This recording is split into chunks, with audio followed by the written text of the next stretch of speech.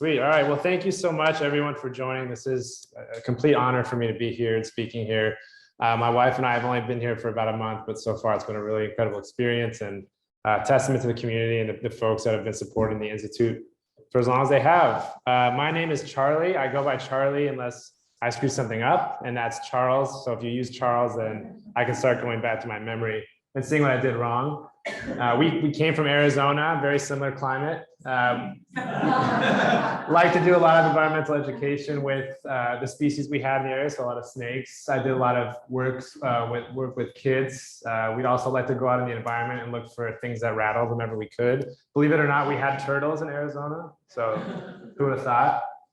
And then I really like to work with local groups. This was the Girl Scouts I worked with, who were probably some of the most influential people I've ever been around.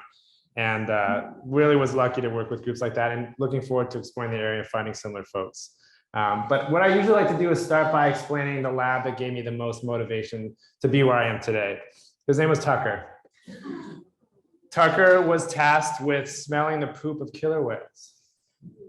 Well, that's sickened for a second. All right, we good? All right. So these animals you couldn't get within 200 yards of, so you have to get really creative with how you assess their health. So we would collect their poop. Tucker was hard at work here behind a nice big old male there, ran transects behind it. And it was an opportunity for me to see an incredible species and then look through the data and be alarmed at what we're finding in their bodies or what we weren't finding in their bodies. Excuse me, lack of nutrition, if it was contaminant presence.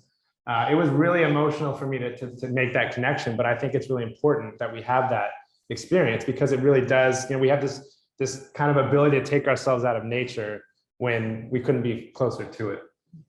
I did my master's and PhD at Arizona State University. I had a really diverse group of things that I worked on. I worked with engineers because they were way smarter than me. It's like, if I want to get better at basketball, I don't play with someone worse. So I played with people that were much better and did stuff ranging from wastewater treatment plant analysis to look at community health, did plenty of plastic pollution work. Had to get really creative during the pandemic, and we actually I have to say during my defense, they said you have to say I. I'm not good at saying I because it's a team thing.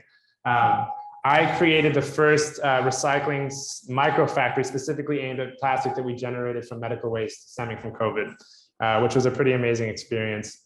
And I left securing a $100,000 proposal to get a summer research program for students from different communities that we normally don't see in the science classroom, which was really special.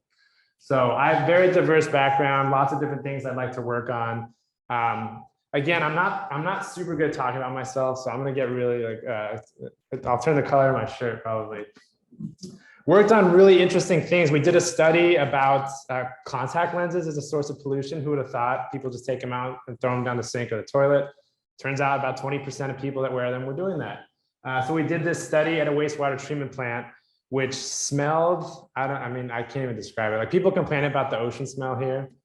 That's nothing. This holds the number one on that one. For whatever reason, it blew up and it reached all these different media outlets, and good, right? A lot of people stopped doing this, and you want good science to lead to changes in behavior. So we supported it.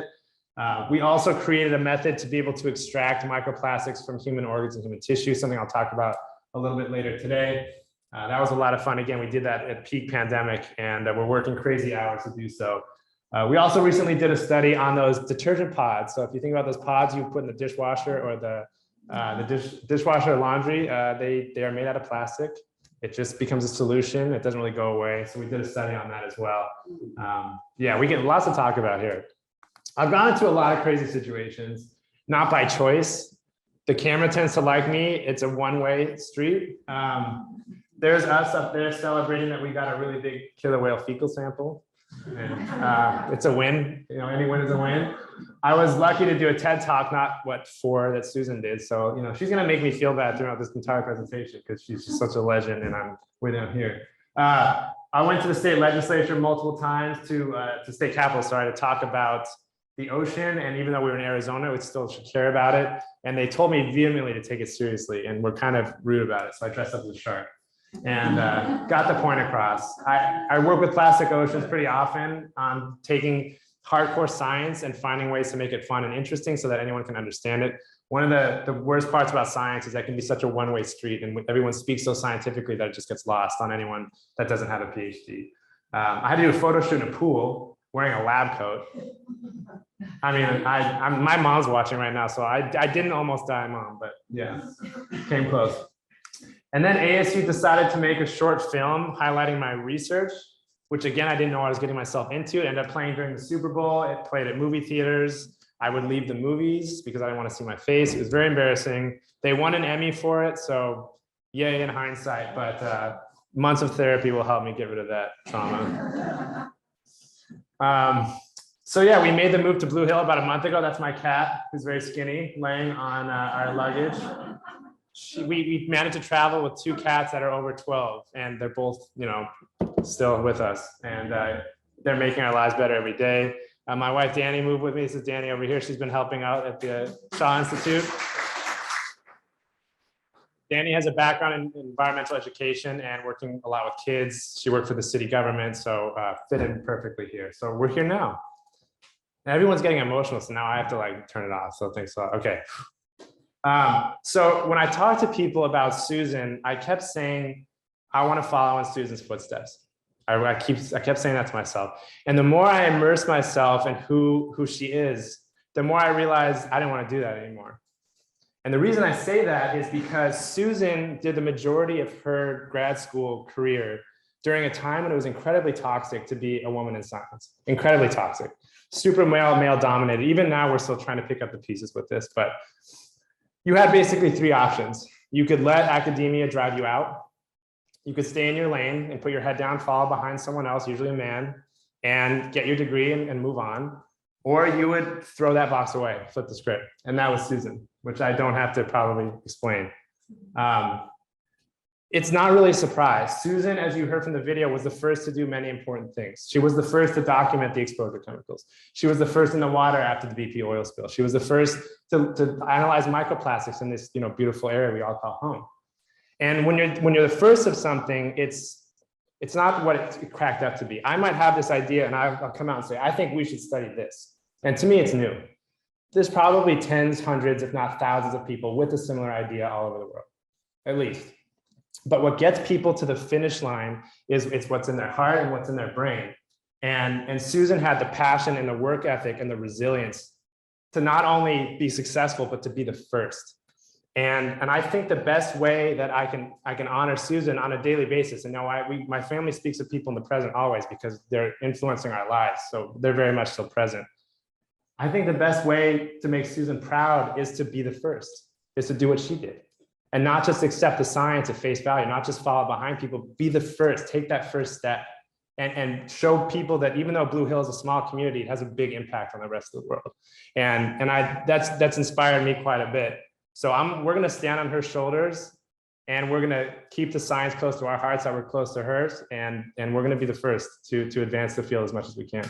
And I think in that way we honor her. So.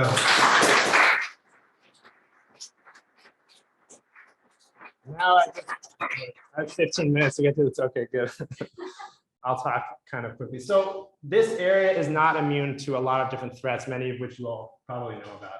There's plenty of contaminants in the area coming from, of course, human presence. We're dealing with excess nutrients in the form of things you probably heard like red tide or harmful algal blooms. And we also have things like harmful bacteria. There's a lot of agricultural waste sources that enter the waterway, can make shellfish sick, can make us sick. It's a problem that we're fighting actively. So as beautiful as it is out here, it's also got its fair share of threats. There's also plastics. I'm going to talk probably a little bit more about plastics today because that's what I did for my grad school research. And it's something that I think we can all connect with as being in many cases necessary, but in many cases absolutely unnecessary. So we've all probably seen up to this point the really depressing photo of the straw being pulled out of sea turtle's nose. We've also heard all the stories about whales choking on bags and passing away. It's a big deal. And we know a lot about macroplastics. These are anything larger than 5 millimeters, about this big. My background was in microplastics, very small things that we didn't know as much about, but again, can have a really large impact, whether they're being consumed by organisms such as shrimp, they're ending up in the beach. There were a lot of questions about how to deal with this. And it was really, really, really less understood compared to macroplastics, larger ones.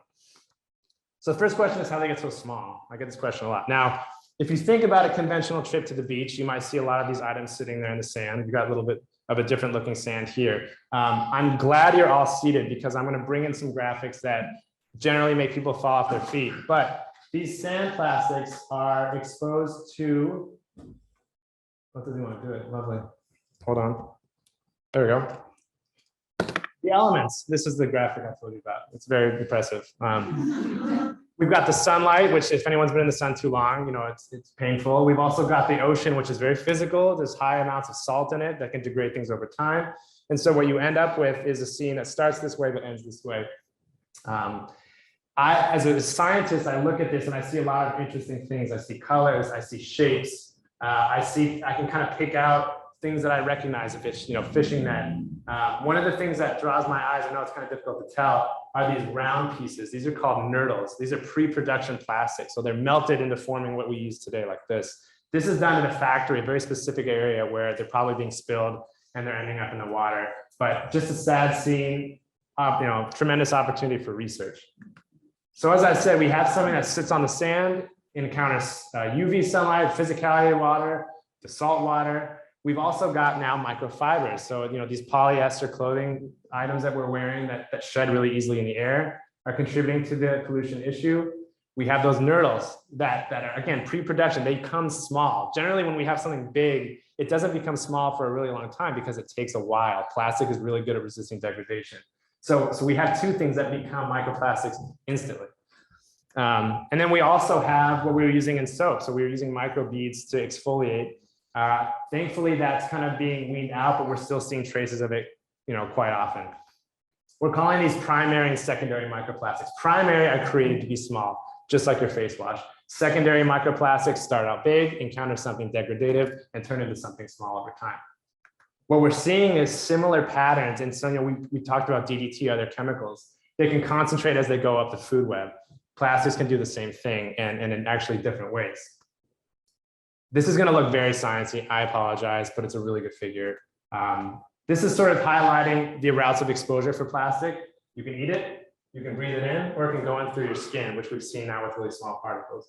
We can outline all the different toxicity pathways, how it can affect you in a negative way, or any animal in a negative way. Of big interest to me was its ability to act as a vector for organisms and chemicals. It's hydrophobic or hydrophilic in nature. Doesn't like water or really likes water, depending on the polymer. If it's hydrophobic, it will attract hydrophobic contaminants. If it's hydrophilic, the same way.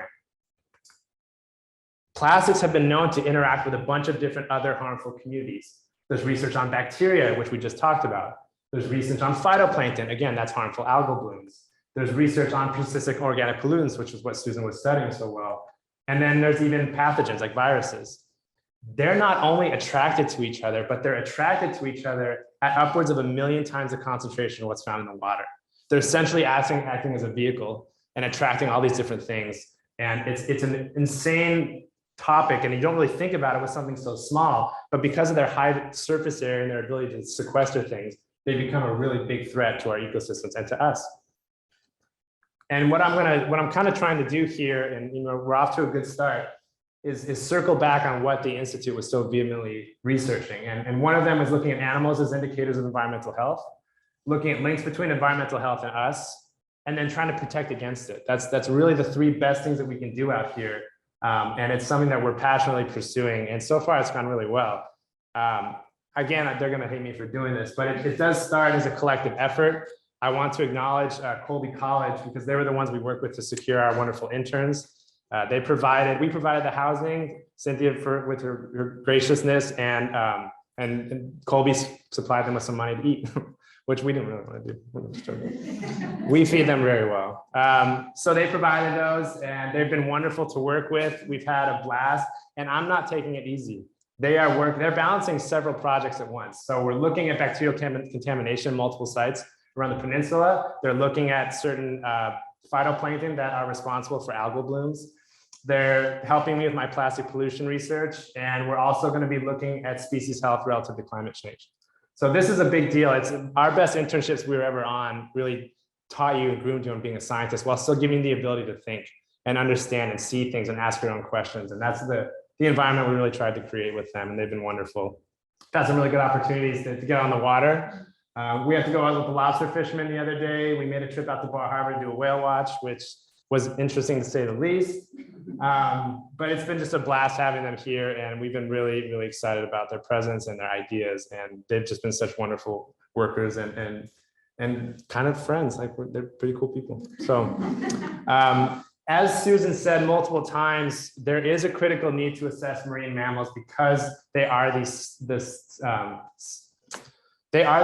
wonderful indicators of ecosystem health, because what they're consuming, you know, we're probably consuming as well.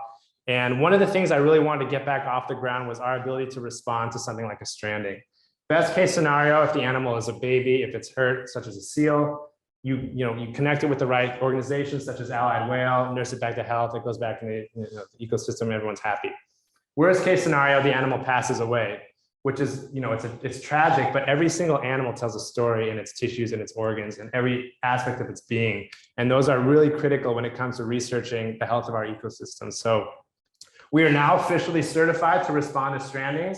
And we're also officially certified to be able to collect tissues for later analysis. Again, something that Susan did such a good job of. And let me tell you, it didn't take long. We responded to a harbor seal pup that had stranded away from its mother and was not looking too great. It wasn't in the dangerous category, but it, if it was out there a little bit longer, it probably would have become emaciated and dehydrated and passed away. I worked with Allied Whale to get the pup to safety, and you can see there's a pretty stark contrast between pup on day 1 and pup on day 3, right here. He now has a name. His name is Pepe. We're very invested in Pepe at this point. So very happy about that. And again, you're going to see these things pop up in the corner. I've been nothing in the past without collaboration. None of my research would have been successful. None of the projects I was ever a part of would have been successful without collaboration. And I'm always going to showcase the 2 groups that we're working with, or the groups we're working with for a given project, just because I think it's such a wonderful part of science. Now, we also have this phenomena here of these birds that should not be eating things that they're eating. We've been seeing seabird species out in the middle of nowhere that have nothing to do with people having copious amounts of plastic in their stomach. And it's kind of been an alarming trend. Maine happens to have several bird species, a plethora of bird species that are either endangered, threatened, special concern. And it's not a surprise. A lot of these seabirds come out here to nest temporarily at somewhere like Eastern Egg Rock. These are the places that they've been coming to for generations. They feel safe. They usually can raise their offspring. It's a really important haven for them. And Maine's got so many islands like that. Eastern Egg Rock is interesting because it's the island. The island is the home to the first restored seabird colony. Animals were introduced in the past, birds were hunted. It ended up creating a lot of these really horrible species numbers. And now they're really concerned about stuff washing ashore. They're concerned about the preservation of the species. And ultimately, they're just begging for more research. Well, the Shaw Institute is now partnered with the Maine Audubon Society and Project Puffin, and we will create the first critical plastic research assessment of threatened seabirds on Eastern Egg Rock. Never been done before. We're going to be the first ones to do it. Audubon and Project Puffin has graciously offered to take us out to the island, produce some preliminary assessments, do some research. We're very excited about this collaboration. I've worked with Audubon in the past, and they've been a wonderful group to collaborate with. We're very excited about this. I can't wait to get the interns face to face with some cute puffins. But yeah, very excited about this first or our subsequent collaborations. Again, another really interesting species that we have here that's kind of an indication of climate change, common sea stars. We see them all over the place on a good year. And they're wonderful, again, to have around us, but they've also been shown to be associated with something called sea star wasting disease. And we're concerned about it. There's enough out there to basically link it to climate change and be able to say with warming waters, we're going to see more and more of this. And these are keystone species. These are species that if they are taken out of an ecosystem, there's going to be this trophic effect all the way down, big time disruption of all the other species in that ecosystem. They're calling it a marine disease emergency at this point. And it's not pretty to look at. They've studied it pretty extensively. There's been a loss of limbs, there's been a decay, you can see here. Lots of abnormalities from this, and it's only now kind of being understood, but we have such a wonderful opportunity to go in our backyard and contribute to the research as much as we can. So now we're working with the Schoodic Institute to develop some sort of program to be able to assess this further. Much like Susan traversed her way through research. We don't really ask for permission to do things. We just go out there and create the research ourselves. So whether or not we have the resources at the time, we're going to get out there and we're going to start learning as much as we can. Myself and the 2 interns creating a transect plot so that we can start assessing their population status, their physical body status. And it's going to be a pretty wonderful project. We're very excited about it. Another project we're excited about is Patton Bay and shellfish. I love me some shellfish. So when I see this beautiful area and I've learned that it's been closed to shellfishing just because they're concerned, righteous concern about the water quality, that lit a little bit of a spark. And there's several pollution inputs in that area. We have the ability to test water. We have the ability to test tissue. We can look at microplastics in the stomach. We can see if those microplastics are sequestering anything, contaminant wise. And now again, we'll be the first one to look at the tissues and organs of oysters and mussels from Patton Bay in collaboration with Blue Hill and with Surrey. And we're also going to correlate that to the water quality in the surrounding area. So we can see exactly what's going on, exactly where it's coming from, and hopefully get it back opened up so I can go out there and collect a bunch of them to eat, which is, I mean, I'm not led by my stomach, but I am led by my stomach. Maine is a really special place for many reasons, but it's incredible to go out next to lobster fishermen and other folks that are harvesting seafood, and they really are passionate about their stock remaining strong and the animals remaining healthy. Obviously, that's their livelihood.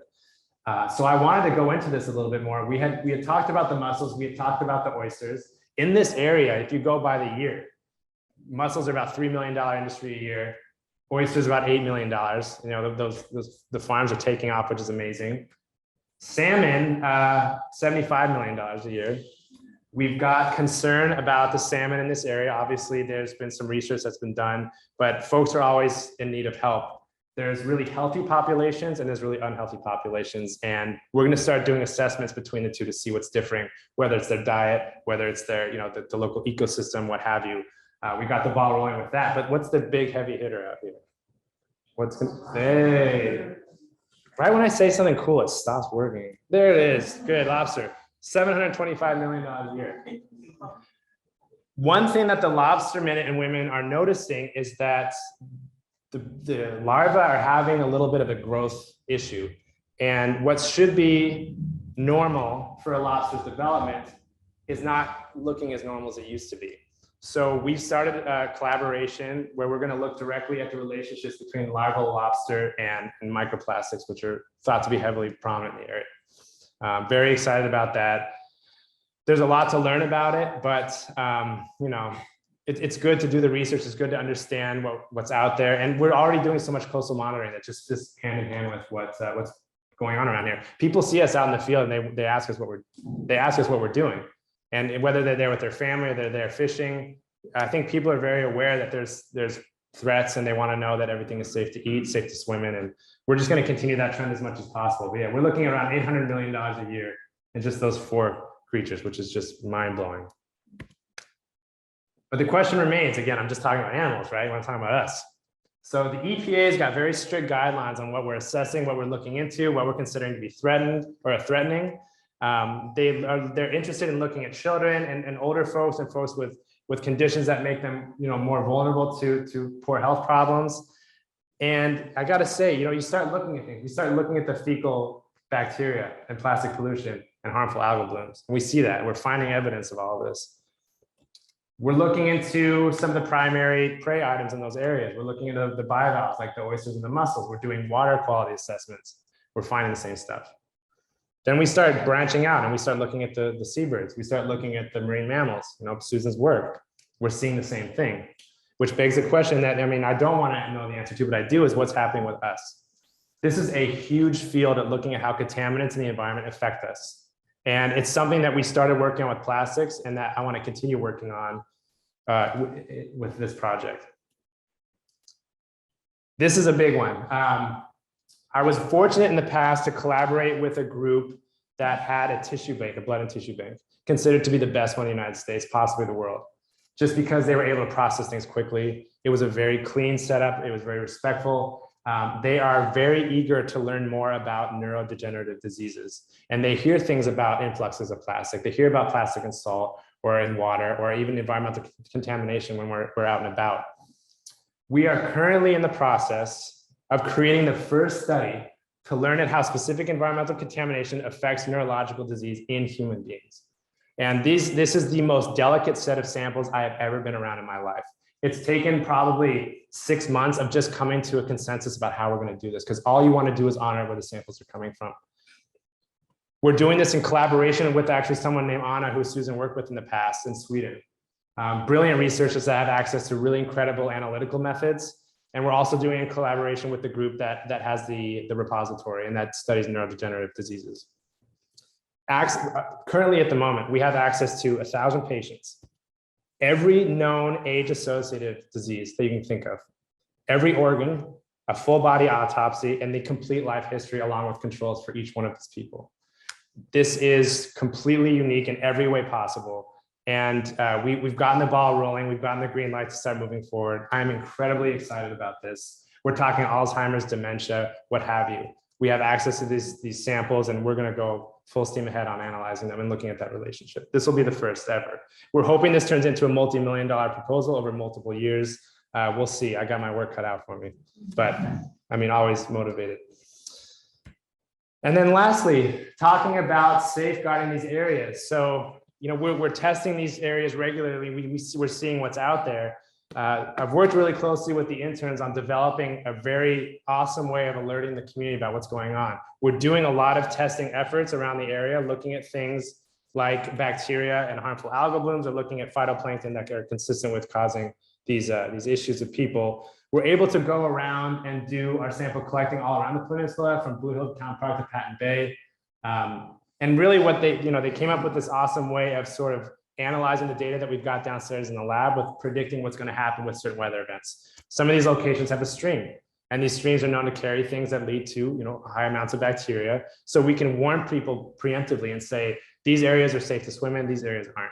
And that way it's actively on display. We'll have it up, we have it on the website. It gives people then and now, you know, that data right there. And I think they've shown a really great response to it.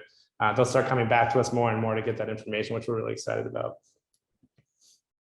We've got some impressive action shots incoming. So this is what the field work's been looking like. That's us out there practicing. It's really fun to wear waders. I don't know how, and my mom's on this. Why didn't I have waders, Mom? I wish I had waders. We just win, but that's okay too.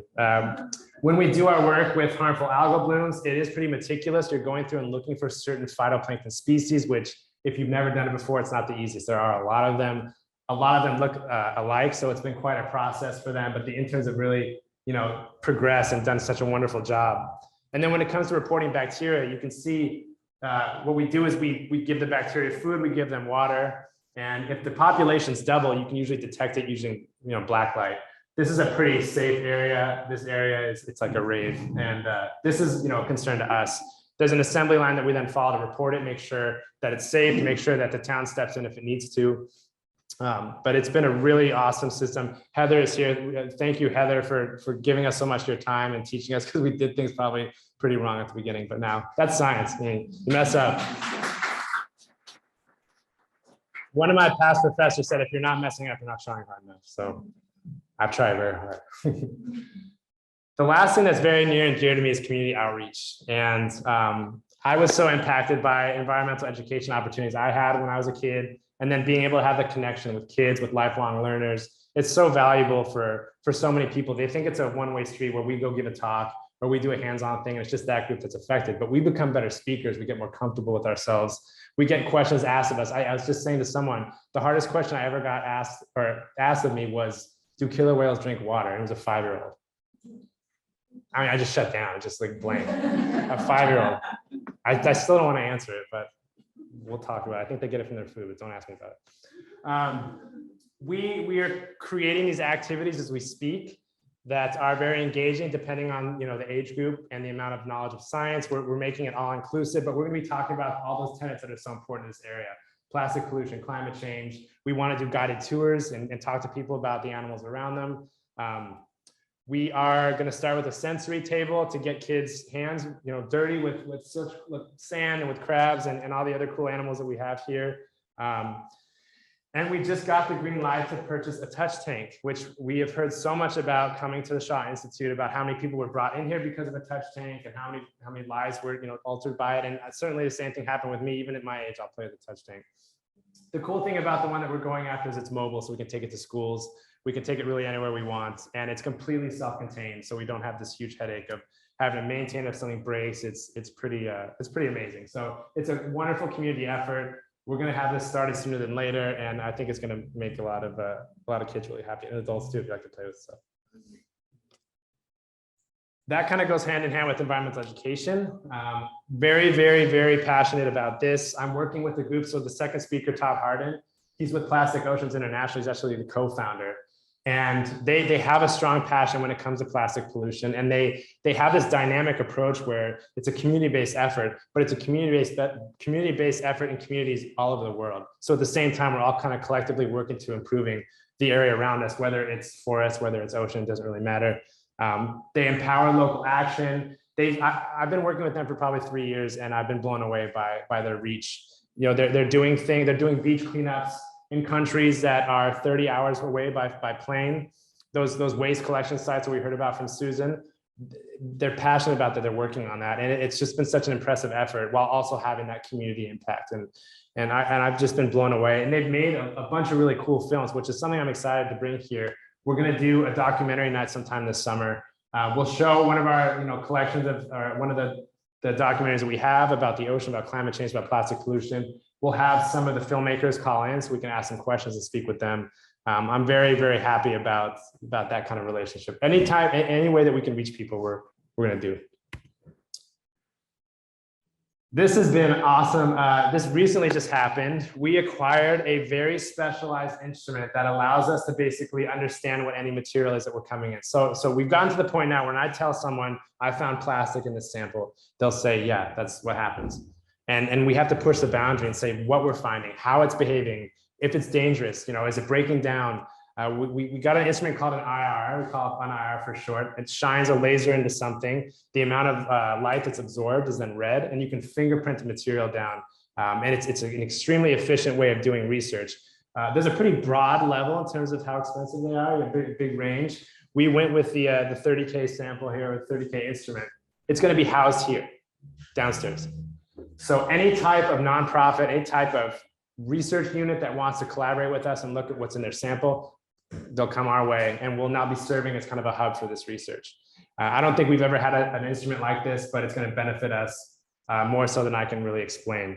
What it does is it gives you a really unique spectra, and the spectra is like a fingerprint. If I were to analyze something like seaweed, it would kind of look like this flat line. There's no real strong bonds in there for me to get any data back. But if I send them something like PET, which we know, plastic water bottles, you get these really unique fingerprints that you can match to the polymer library and say, yeah, that's PET.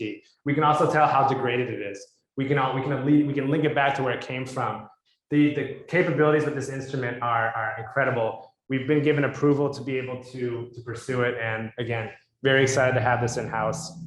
We want the work to be done here. We want to be able to show people what we're doing. And then it comes to funding. So when I started talking about the marine mammal stuff, it was suggested that I look into this Prescott grant, which is wonderful. If we're wanting to look into the archive that we have that Michelle and Susan brilliantly put together of all these tissue samples, we can start to put together, a plan for what we want to look at, and maybe over the years of different environments, with what contaminants are present. I don't ever want to spend money that's not coming from a grant or a proposal. If the research is good, if we're putting in, the time, we got the work ethic, obviously, we want to always be reliant upon grants. So we have to create this library, what proposals are available, what grants are available, what can we get money for externally. We're going to be updating this very often. And I've already put a couple in there that we're working with, but Michelle and I are going to have our work cut out for us. Every time you secure one of these, you get the opportunity to update the lab, to update the equipment, to work with more individuals, to take in more samples. And I got to tell you, it's not the cheapest thing in the world. So our new instrument was we got them down to $20,000. For doing tissue analysis with animals, it's $125 per sample. For doing human tissue, just acquisition, it's $250 per sample. The analysis is another $200 per sample. We have some lab upgrade needs that range between $10,000 and $60,000. and then the outreach upgrade, what we just recently got. This is all doable, and we just have to secure the funding, and that's what I'm working really hard. That previous page, I want that to be a thing moving forward.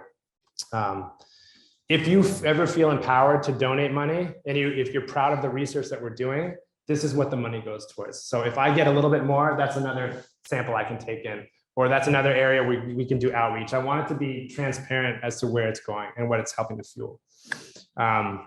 Lastly, I just kind of wanted to speak to the experience in Maine. I think the comment that we got most often was that we came from Arizona, and Maine is a little bit different, obviously. I grew up in several states. And if you look at these pictures, I bet you probably could think that they are Maine.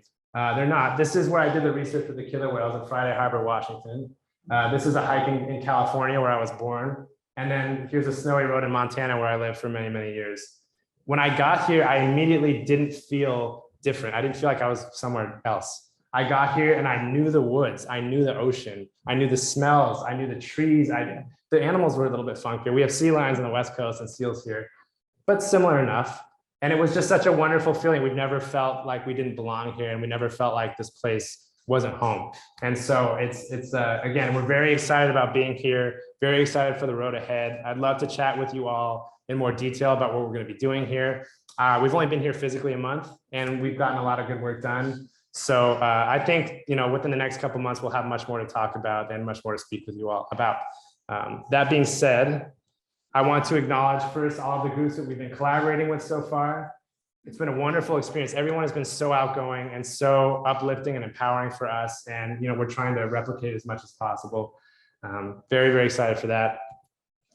I'd like to acknowledge Susan Shaw. Every day is a new and exciting day here because we think about everything that she accomplished and everything that she expects us to accomplish. We're going to be the first at all these things, just like she was. Cynthia has been such a wonderful part of this community, so wonderful for us to work with. Very gracious for everything, very, very grateful. This has never felt foreign to us. This has always felt like home. The board has been phenomenal. So Stuart Shaw, he couldn't be here tonight, Susan's brother. Matt and Vicki Newton, you just heard from Matt, Dave Gallo, Greg Sundberg, Richard and Marty. Marty's been phenomenal as well. Just getting familiar. Again, I feel like I've known Marty for 10 years now. This place has been myself, the interns, Danny, Becky, and Kirk. And that's it. You subtract one of those, you have one of those not be a hard worker, and none of this gets accomplished. And so much of my gratitude is to Becky and Kirk and Danny for just helping me and balancing me out. And again, 3 staff and all this has gotten accomplished. I wouldn't be able to do any of the research if it wasn't for them. So very grateful for them. And Emma and Sam, our interns, have been killing it out in the ocean. And that's not an easy job. The science is difficult, the interpretation is difficult, and you have an influx of people saying, what are you doing? And they have to be able to kind of smile and say, this is what I'm doing. Michelle Berger and her son, Sam basically, Sam wasn't here. He's supposed to go on vacation. I know he's hiding back there, but if he wasn't here, this would have fallen apart. So thank you, Sam. And thank you, Michelle, for raising a wonderful human, but very excited to have you here. Diane, Bianco, and the Blue Hill Wine Shop, again, for making this such a wonderful evening. And so much gratitude to Blue Hill, to Surrey, to Ellsworth, people that are not only allowing us to call this place home, but encouraging our research. And with that being said, I'll be glad to take any of your questions.